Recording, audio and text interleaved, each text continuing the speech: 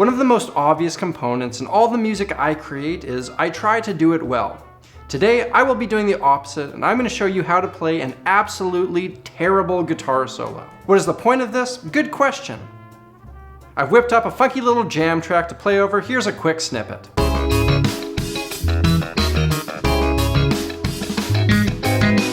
I'm going to come up with a list of characteristics a traditionally good guitar solo would have, and then I will tell you about how I'm going to do the opposite.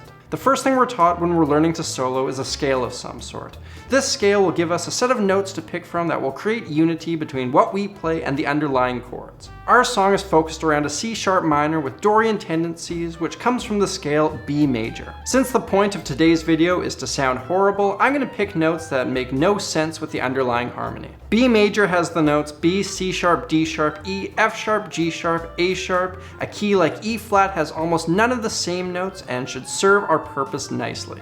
While this is a great start, we're only scratching the surface of horrendousness. Next, let's talk about rhythm. If you remember my 7 deadly musical sins video, one of the deadly sins is to play out of time. When your notes don't line up with the rhythm of the beat, it's going to sound disjointed and unstable, 2 qualities that are fitting for today. In relation to rhythm, I try to create musical phrases when I'm soloing well. When I'm soloing, I like to imagine that I'm telling a story. Within that story, there are punctuation marks, there are coherent ideas, and an overall sense of direction. It would be a pretty horrible story if it were all one big run-on sentence with no sense of purpose, so naturally, that's what I'm going to try to do. One of the most obvious signs that someone hasn't truly mastered their guitar is that their bends are out of tune. Now, in certain situations, out-of-tune bends can be used to create a specific sound, but that's done on purpose and sparingly versus doing it because you lack practice. Today, all bends are going to be nice and dissonant. Next up, let's talk about tone. I don't spend too much time anymore obsessing about gear and tone, and that's because I've spent a fair amount of time and money in my past accumulating gear that I can trust. Today, besides my guitar, I'm not going to use any of that stuff. Typically, I would go through my pedal board into a hand-wired amp, which is then picked up by a Sennheiser 421 microphone. Once that's recorded, I would add some processing, things like reverb, EQ, and compression to make the track shine. But that would be me trying to sound good. Today, I'm going to take my guitar, stick it straight into my recording unit, and leave the track dry as a bone. And lastly, the very first thing we are taught, the most day one of day one things, make sure your guitar is in tune. No matter how good you are, no matter what you play, if your guitar is out of tune, it's not going to sound good. Today, we're going to get real wonky with the tuning, which should be the icing on the cake of this horrendous solo.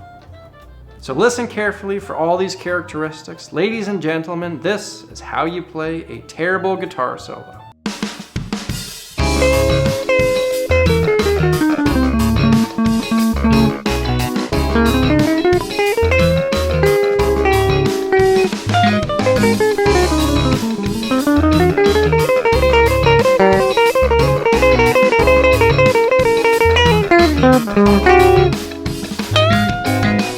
There you have it. I hope you didn't enjoy that at all. On the flip side of things, here's how it might sound if I tried to play a good guitar solo.